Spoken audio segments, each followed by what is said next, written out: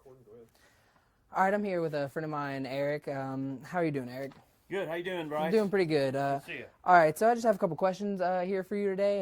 So the first one would be, how long did you serve in our military? I was in for 8 years. Where exactly did you serve? All right. Well, I was with a reserve unit. I was deployed to Iraq on Title 10, 0506. Spent some time in Tbilisi, which is south of Russia, on the southern border of Russia. Some time there. Spent some time in Germany training people with Bulgarian troops. So been kind of all over the place. Cool. Would you? Were there any daily routines you had to go through that you struggled with? Waking up. Oh yeah. Waking up in the morning, and when it's 4:30 in the morning and freezing cold, and you're out there with Bulgarian troops running around with shorts and a t-shirt in the snow, and to them it's hot. Yeah. Yeah, that can be kind of tough. I would believe it. So after you got out of the military, how did you become so successful? Well, it's kind of odd what we do for a living. I actually I own a production company now, and we do a lot of video stuff for various entities within not only the firearms industry but the outdoors industry, such as hunting and fishing stuff, shooting sports. So we have the production you're seeing right here is kind of what we do. We put together videos for the outdoors industry. All right. So what would you say, like, some people would definitely look at you as a heroic figure, as some of the stuff that you do and some of the things that you produce. What would you say are some traits that you could find in a heroic person? In a heroic person? Yes, sir. Well, I think that that what makes somebody heroic is knowing that something dangerous is going to happen, but knowing how to react in a way that doesn't get you or your friends killed or hurt. Or sometimes courage can be in the form of knowing when not to do something. And I think more importantly, it's not always like everybody makes it out to be, where you're running in, guns blazing. Sometimes it's inaction that can be just as brave as doing something that can potentially get you hurt. All right. Would you say that you had a mentor to help build you up to this point? I have to say my grandparents were a big influence on me growing up as a kid. My pops passed away a few years back here. He was 94.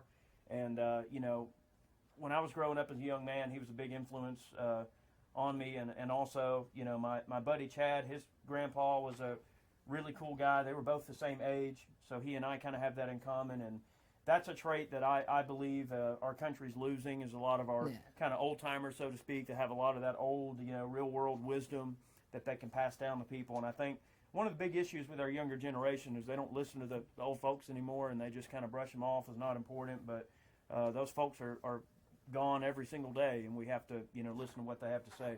Well, what do you think the best advice you've ever received is? Best advice I've ever received? Yeah. Well, that's kind of hard to say. I think it comes down to, let's just say from a business aspect, we would say diversifying things that you do in the business realm and always innovating yourself as a business person. Now, personally, just as a person, I would say, my grandpa always told me that if you do something you enjoy doing, you'll never work a day in your life.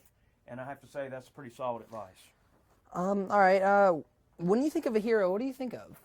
What do I think of when I think of a hero? Yeah. Well, kind of going back to our earlier question, I would say that someone who is willing to take risks, but can take those risks in the form of being under pressure and sometimes under fire in a military situation, if you're being shot at or something, then having the ability to kind of think on your feet and make a quick decision in a split second and do so expertly and do so as quickly as possible, and ultimately make the proper decision under stress. I think that's what, to me, the definition of someone who's very brave or hero would be somebody who can make that decision and make the right decision on the fly and under pressure. Now, would you believe that there are many people from your following that look up to you as a hero? And well, I'm kind of well known on the internet, and I reach a lot of people over the life of my YouTube channel and the life of the content that we put out as a production company. I've had about 250 million eyeballs on me, and that's a lot of people. 250 million people is a lot of folks in general, and I would say that there's probably some of those folks that look up to me. One thing that I find is a lot of the content I've put out over the years as a a personality, so to speak, or whatever, has been educational related. One of the initial things I wanted to do for a living when I was younger, I wanted to be a history teacher, and I wanted to share knowledge and make sure that the young folks understood, where they came from so they can know where they're going, okay? But I found that I actually was able to reach more people than I could as a teacher by putting out content on the internet and directing it towards younger folks who have now become older, and now they probably look up to me a little more than not, just because the fact that they kind of grew up as that entity, as a young person getting into an adult, and then realizing, hey, this is really cool, and I owe this person that for getting me into this particular hobby or interest. All right. And do you have any personal mottos you like to go by? Mottos? Yeah.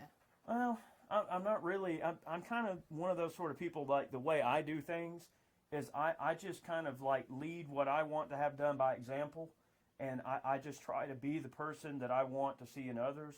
But I would say that if I had to, I don't know, attach a motto to it, I would say probably don't let anybody ever tell you that you can't do what you want to do.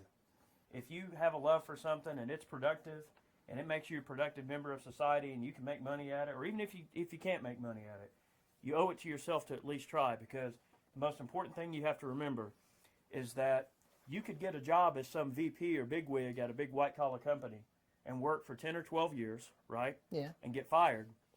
You failed in that, even though you worked 10 or 12 years. If you don't do what you love, you don't know if you're ever going to be good at it or not. You never gave yourself a chance. Yeah. And finally, what would you say is the hardest lesson you've ever learned? The hardest lesson? Yeah. Well, I'd have to say probably being 19 years old in Iraq and being in a situation where you have to confront life and death. And that can be very difficult. When you're a young person, we have the sort of preconceived notations about the way things have to go in life, and we think we know how things need to go. But I think the most important thing is being in a situation where you have to,